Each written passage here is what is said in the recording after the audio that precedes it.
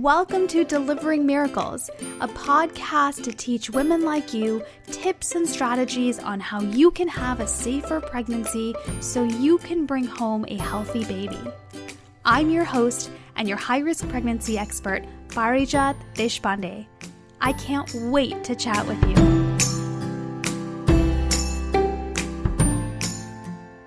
Before I got pregnant, I was so busy and I loved being busy. I was one of those people that just like having time on my hands was torture. I hated it. And so I was busy. I was working up at a university near where I live, which was not actually that near because my commute was 2 hours each way.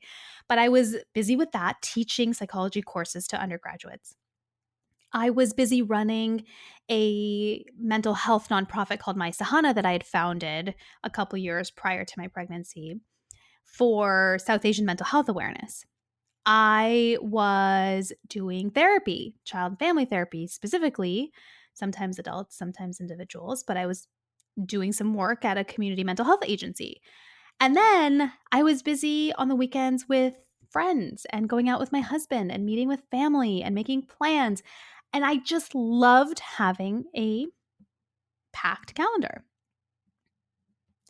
So when I became pregnant with my son, I was 6 weeks pregnant, and my doctor said to me, because I was bleeding. I had what ended up being a large subchorionic hematoma, which is a blood clot behind the placenta.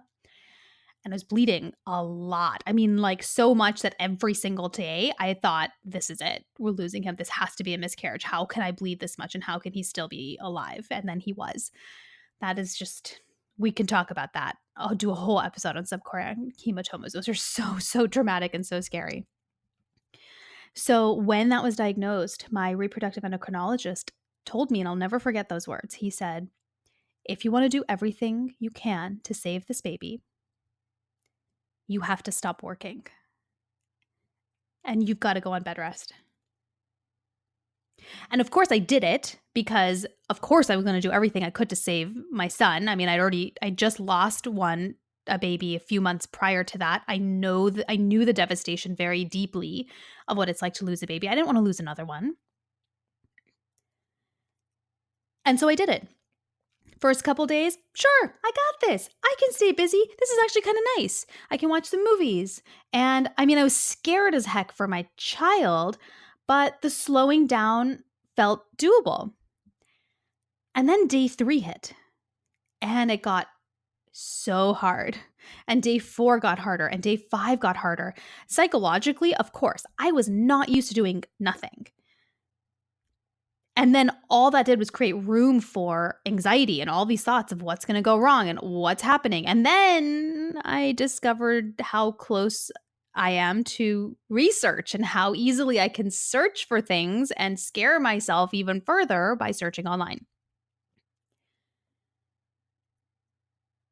But the hardest part was really feeling like, what's going to happen to my career afterwards? And at the time, I'll be honest, I couldn't think too much about it because I knew that the nonprofit would be there when my son was born and everything is okay again. I could do that. Would I be able to teach again? Would I be able to do therapy again? Did I want to do therapy again? And it became a real question. And of course, the priority was to stay pregnant so that he could still keep cooking. But I know that this is a really huge stressor for a lot of women because it's a career shift for sure. And it's a huge financial burden also. I can't tell you how many women I hear from who say, I don't know what to do because half of the income of our household is completely gone because I have to be on bed rest. And then you have this conflict, right? We need the money, but I can't make it sitting on the sofa every day. What do I do? It's a very, very real concern and very real issue that a lot of moms on bed rest face. And it's really stressful on top of everything else that you're dealing with, all the worries and the anxieties about what's going to happen to your baby. And now you've got this on top of it, which is why I'm so glad to have my good friend and colleague, Arianna Taboada, on today, because we're going to talk about what to do. We're going to talk about how to baby proof your career when you're on bed rest so you can alleviate some of that stress as you're trying to figure out what to do next on even just a practical level when it comes to finances for your family. Arianna is a maternal health consultant who works with experienced entrepreneurs who are becoming first-time mothers, helping them customize their maternity leave plan and return to work. She is deeply committed to providing ongoing, multifaceted support that meets the professional, physical, mental, social, and emotional needs of entrepreneurs as they baby proof their business and navigate new motherhood. Welcome, Ariana. I'm so, so excited that you're here. I'm so excited to be here too. And I was, going back and forth as you were just giving the intro of like wanting to laugh, wanting to cry, nodding my head. So very. That about sums up my pregnancy. Yeah. So just thrilled to be able to dive in. Awesome. Awesome. I know you have such incredible advice and tips to give our listeners. But first, I'd love for you to share a little bit about how did you get into this line of work of helping entrepreneurs and first-time moms baby proof their career and their business? How did that happen? Sure. So, like you, I also come from what some folks would call a formal health professional background. So, I'm a social worker by training and had worked in federally qualified health centers and other safety net systems, which in the U.S. are health systems that serve the most vulnerable populations, so populations that along with health issues are oftentimes facing kind of structural and social challenges related to housing, food security, violence, discrimination of all types and forms.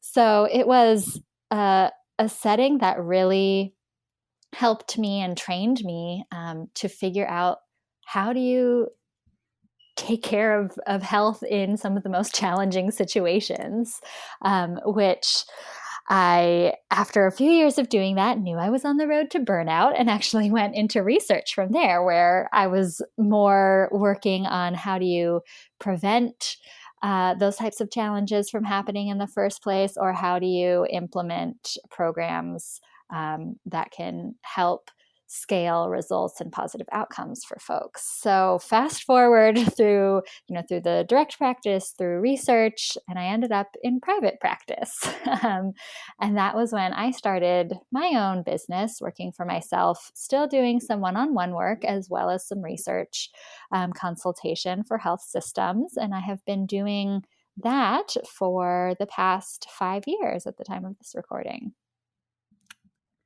That is amazing. So tell me, I love this term that you use of baby proofing your career. It is so genius. Tell us what you mean by that. Sure. So it kind of rolls off the tongue as a catchy little phrase. It really does. So that's definitely one piece of the puzzle in terms of getting folks, entrepreneurs that I work with, entrepreneurs in general who are thinking about starting families, to think about what it takes to think through what work will look like in tandem with baby and a new family situation. You, like me, probably in working with this population, know that a lot of times people think through birth and that's all. Like, how can I take care of myself through pregnancy and get baby here, have a good birth experience?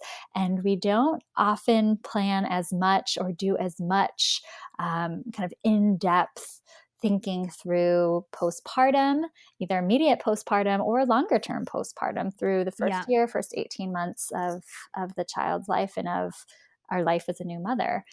So that is really what my work is focused on, is thinking both baby-proofing the business on the systems and support that your business needs to make it through pregnancy, birth, and the first year to 18 months postpartum, as well as what the business owner, individuals, what your personal needs are.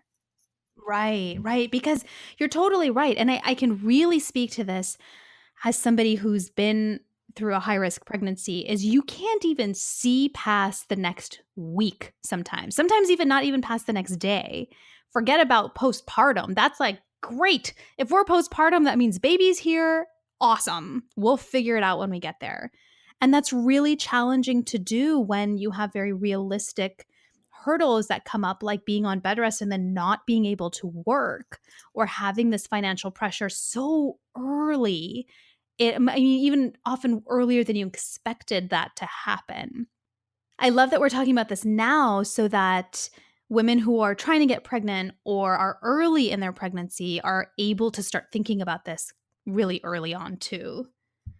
Yeah, and in putting on my health professional hat in the prevention world, this is what we would call primary prevention, which is thinking about how to put a plan in place for something that has not even happened. So you might not even be pregnant. You might not even be, if you're pregnant, you might not be what you think of as close to taking time off from work, but thinking about all of the what ifs and what would need to happen, thinking about what ifs in the most positive way, not in like a dreadful Right. spiral downward, but thinking through what are the systems that would help me if and when this situation does arise. Yes. And I'll even mention here too that if you're going through fertility treatment or you're just pregnant after fertility treatment or you have a history of a high risk pregnancy and you're not on bed rest yet, this is still really applicable for you because you never know if you might end up on bed rest, when that might be. And so thinking about this as early as possible, if you don't need the plan later, great. But if you do and you end up in that position like I did when I was completely shocked that I wasn't allowed to work so early on, then at least you're going to have a plan to fall back on. And that's going to alleviate some of the financial stress for you, which is so important as you're going through your pregnancy. Agreed. So, Ariana, so what do you suggest for a mom who, somebody like me, say, who's completely taken aback and surprised that she's on bed rest. She was not expecting it to happen. She wasn't expecting it to happen this early. And she suddenly has to stop working, but she's not ready to give up her career. What what are some things that she can do?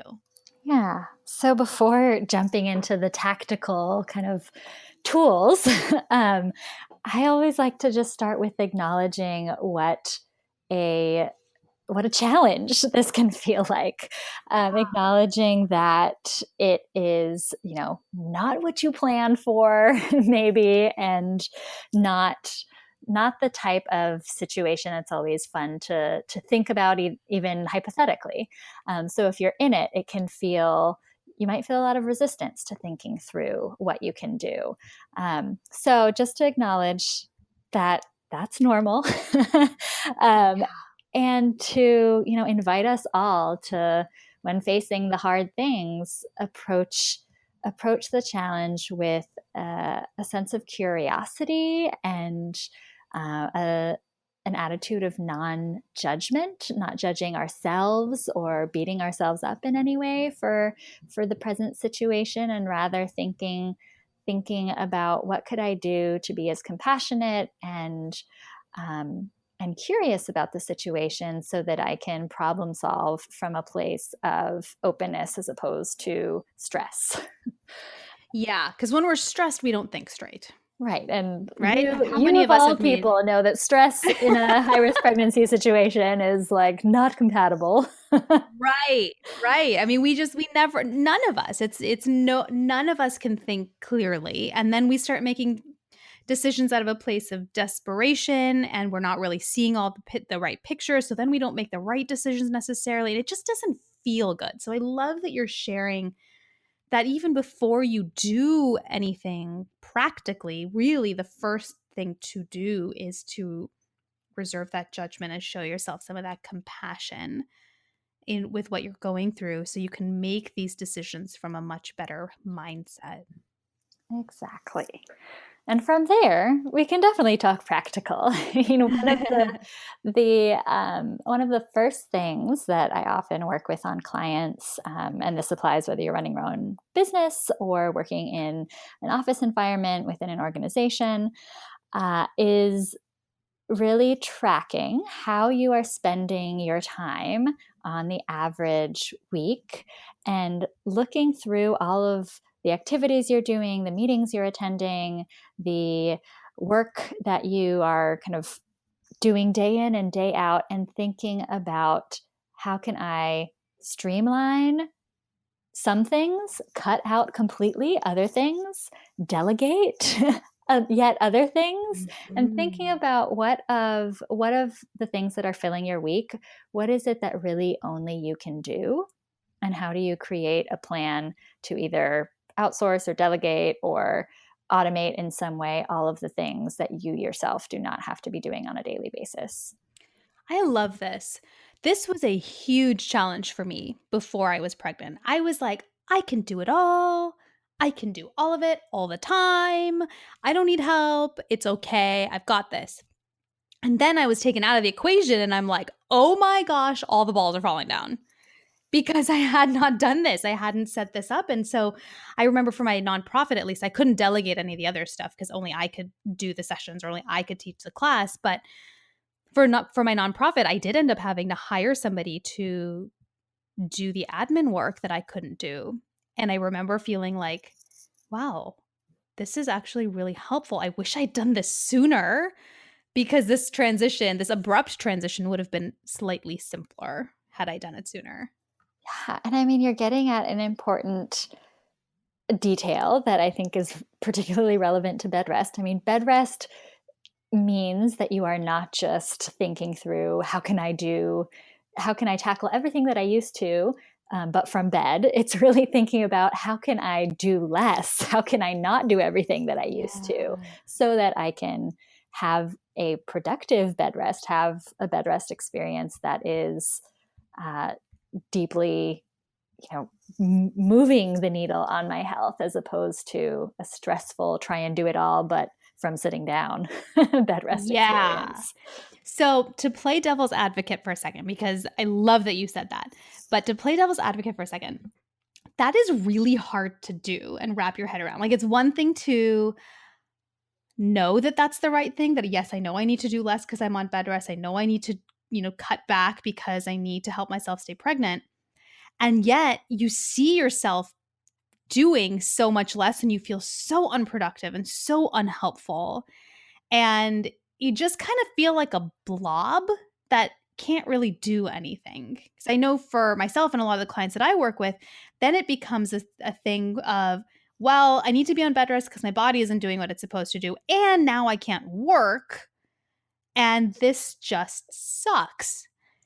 What's the reframe there? How can we help moms think about that a little differently? Yeah. So, I mean, what you're saying just resonates so much to add in there. Like, guilty as charged. I was not on bed rest during my pregnancy, but had spent a lot of the first 4 months sitting on the floor of my bathroom next to the toilet, and had a similar feeling of just not being the productive, engaged person that I knew I was.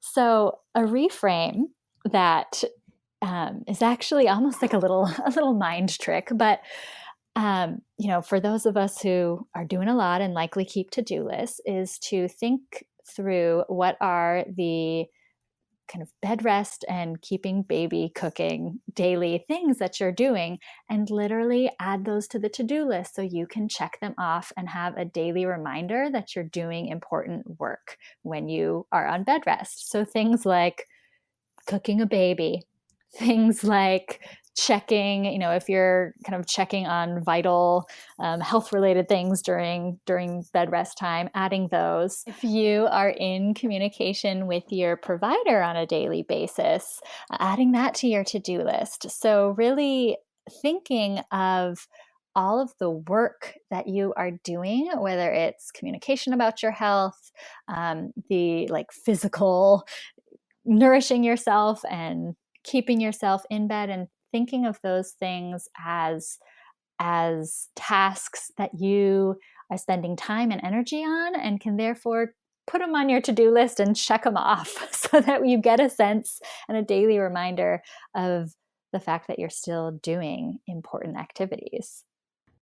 I love that you shared that. Thank you for sharing that because I think that's exactly what ends up being lost is I don't feel productive, I'm not doing anything important, I'm not helping the family, and because we can't see the baby, we forget that we're actually doing some of life's most important work by cutting back on everything else.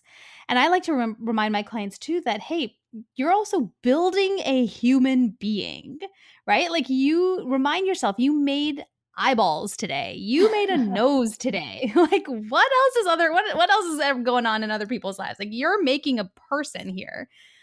And that reminder of, that precious work that you're doing is often helpful in reframing some of that. So thank you for sharing that. Yeah. So then what do you say to women because I know there are women listening who are saying, "Yeah, that's great. I know I'm doing important stuff. I know this is important. That's why I'm sacrificing my career, my health, my life, whatever to be on bed rest. But we need money. And I don't know what to do now that 50% of the family income is gone." Yeah. So flexibility in beyond bed rest is like one of those hot issues right now. So the flexibility to structure work days and work um, trajectories in a way that that aligns with whatever you might have going on in your life. And the conversation often is around parents and mothers specifically, but it really applies to any time in your life that you might have kind of circumstances that are outside of your everyday normal. And so if you are currently working with an employer and you know you're going to be going on bed rest or going to be approaching kind of a time where you might have, if you've been having fertility issues, might be having a pregnancy that you really need to be focused inward and on your health, really putting that out on the table as something that you are focusing on and willing to negotiate and have conversations about. I think just because you are on bed rest doesn't mean you've like lost your brain or anything. It doesn't make you automatically a non-productive person. And so if you're thinking about how can I stay in the workforce while trying to build a family and grow a baby, think of all the assets you're bringing to the table. You still have a skill set that you're not losing. You might have different availability, but you could still have some availability. And think about what you can put on the table in terms of showing up to a conversation with colleagues, with supervisors, with the organization that you're a part of, to map out all the ways in which a flexible or scaled down work relationship would make sense both for you and the organization. Yep. What I hear you saying is that a to really just address it head on. This is something that can be so stressful for so many women that sometimes we don't even we get caught up in that stress and we don't know what to do next. We kind of freeze because it's so overwhelming because we think of all the impacts, all the different ways that our life is being impacted because we're suddenly on bed rest or we have these complications, we can't work as much as we normally could. And what you're saying is gently, slowly, but firmly deal with it head on. Let's talk about this and come up with a plan that's going to work. And that's going to be a huge source of stress relief when it comes to finances.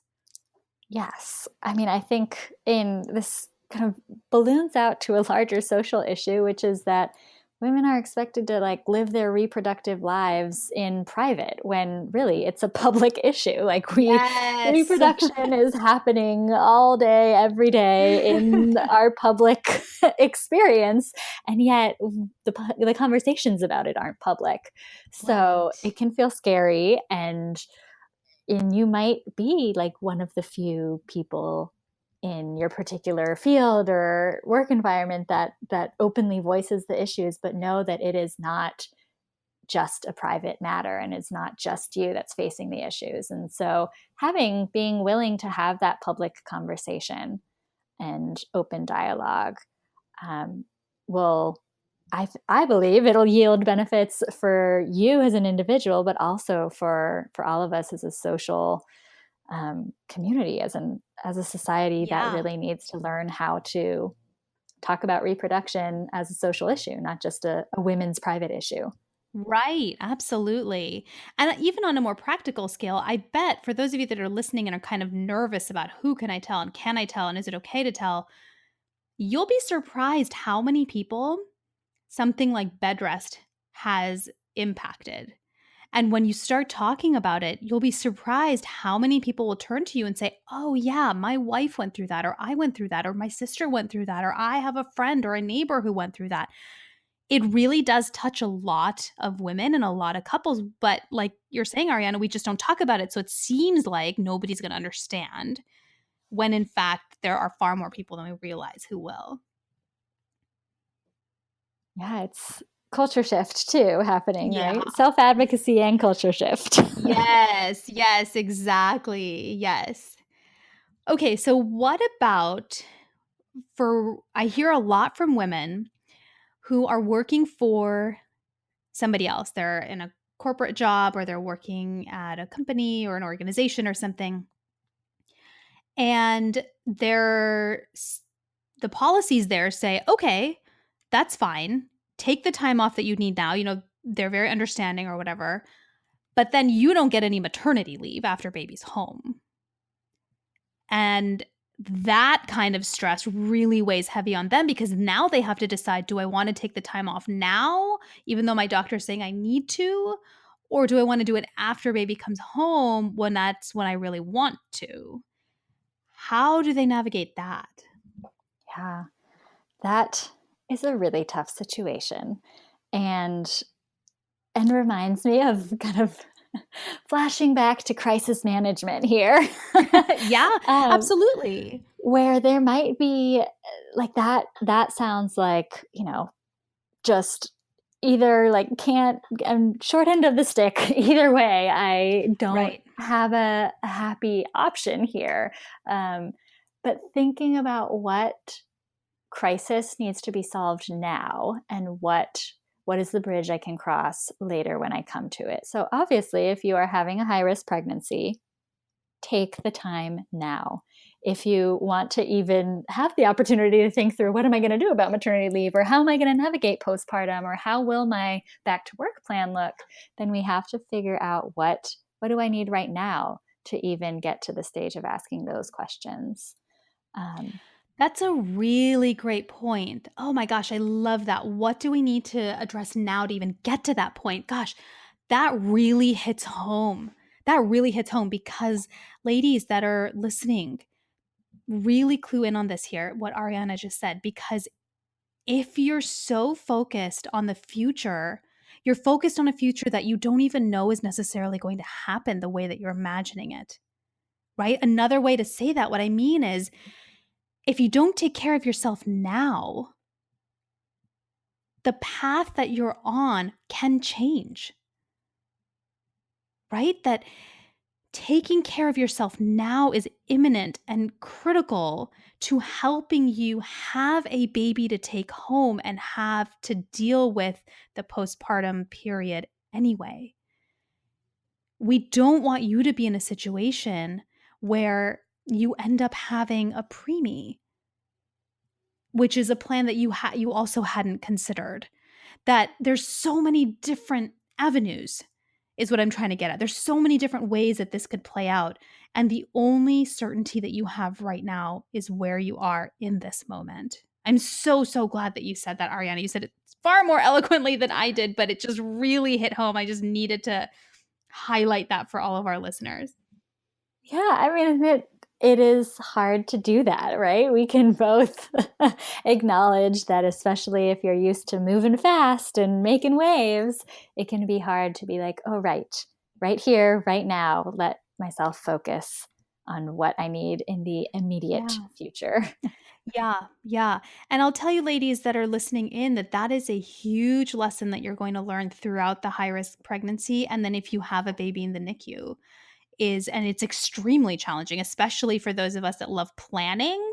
Oh my gosh, this is completely the opposite of what we are really good at doing, but it's a huge lesson in all fronts, career-wise and otherwise, about focusing in right now. It almost feels like, if you start doing yoga for the first time, Mhm. and, I'm not very good at yoga, and so you'd get into a pose and, like, all your energy is going into this one pose. It's, like, so the opposite of relaxing because 'cause you're focusing so hard on, "Am I doing it right?" That's kind of what it feels like at first when you're having to focus on just this present moment, but I promise the more you do it, it does feel better. Yeah, it's learning how to shift and pivot from your plan A is definitely a skill. Yes. Yes, absolutely. So part of this too is that I think a lot of women take it on their shoulders to have to figure this out on their own when there's a lot of support that partners can provide to help women navigate these changes and shifts in their career and their financial situation and even their career postpartum. What do you suggest to partners on how can they support their wives going through this? Sure. So I would kind of borrow from a concept that's actually from the postpartum health world, which is the concept of mothering the mother. So if mom is really responsible for this concept is that mom's only duties in the first few days and weeks postpartum should be to snuggle and care for baby and adapt to new role as life giver, as mother. So that means someone else stepping in to mother the mother and take care of mom. I would say that also applies at this stage of growing a family, early pregnancy, trying fertility, trying to conceive, and charge and challenge partners to think about providing as much mothering support and mothering the mother as they can. And sometimes that means doing things that you might not normally have otherwise done. And it can also mean asking for help outside of what you can provide as a partner. So if as a spouse, you have finite time or resources or simple things like cleaning and washing skills, then think about how to broaden that support network and bringing others in, community members, family members, colleagues, friends, to figure out how you all can provide that mothering the mother attitude towards your partner. I love that. Yep. And I think the beauty of that is then brings the partner in and really helps him or her stay really involved in this process that otherwise is so almost cut off because mom and baby are put in this bubble of, okay, they're going through this together, everybody else is on the outside. And bringing partners in can really put them also in this bubble and say, okay, no, you're actually going through this together. It just looks a little bit different, but you're doing it together.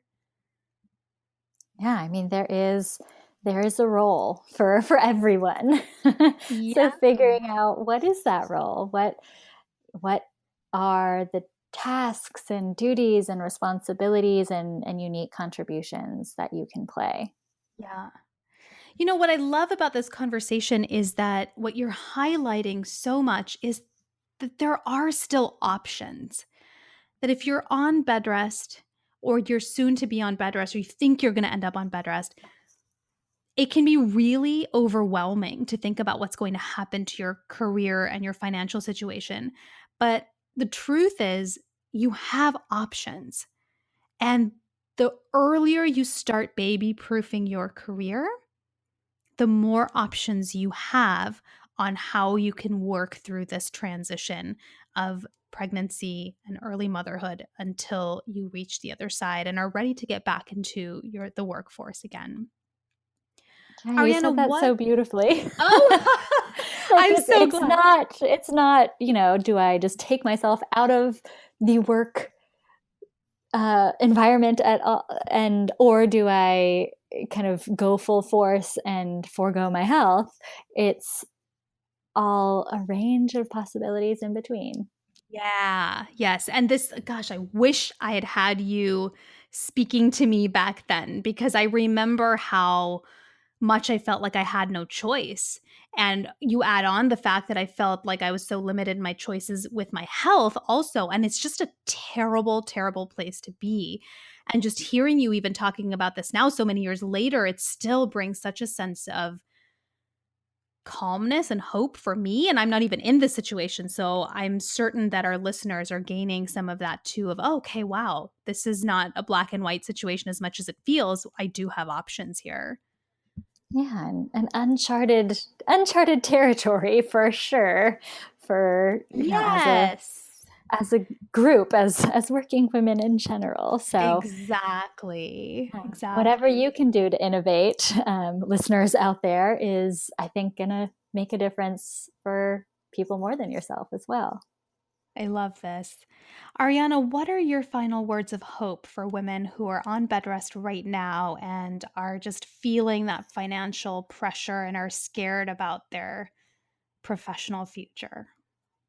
Yeah, so I'm actually going to circle back to what I started with, which is around compassion and curiosity, and know that you, as a person, are doing important work, whether it's in the work of growing a family, the work of um, creating new life, the work of contributing to the workplace, the work of figuring out how to do uh, your career differently, that it's important.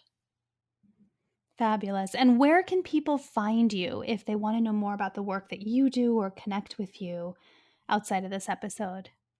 Sure. So my digital home on the interwebs is just my first name and last name, which are not easy to spell. So you can always check out the show notes, but it's Yes. ariannataboada.com. And that's where I write and share content specifically around baby proofing for small business owners and entrepreneurs. But if you have questions that are work related, and you don't run your own business, but are still interested in the baby proofing concept, you can always feel free to email or connect on social media. Love it. Love it. And all those links will be provided on show notes. So it's very easy for all of you to reach out to Ariana. Thank you so, so much for being on here today. I can't tell you how much I feel better just hearing this. And I just so appreciate the work that you're doing for so many women, helping them balance everything that they're trying to do with such grace. I mean, you're really doing amazing, amazing work. Well, likewise, Parashad, and I'm glad we could come together and dig a bit deeper into this particular topic. Yes, thank you so much.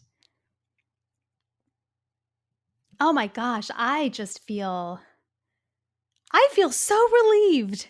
I really do. I got to be really honest. Hearing her talk, this idea of we've got choices. You've got choices. This is not as boxed in and as black and white as it feels. And I know how black and white it can feel. I've been there. I still remember it. I mean, I still remember it so much that I still feel relieved so many years later. Like, that's how much I remember it.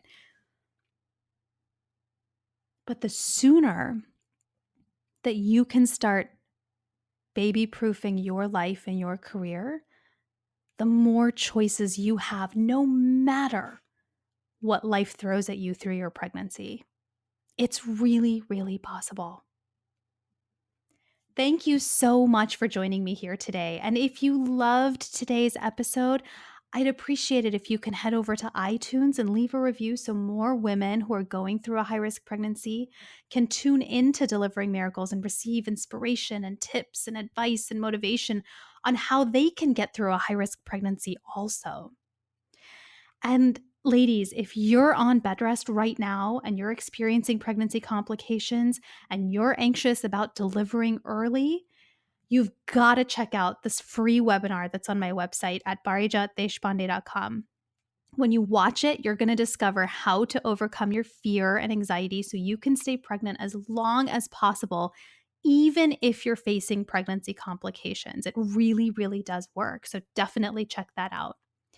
And I would love to stay in touch. So follow me on Twitter, Instagram, and Facebook at Parijat Desh. That's PARIJATDESH.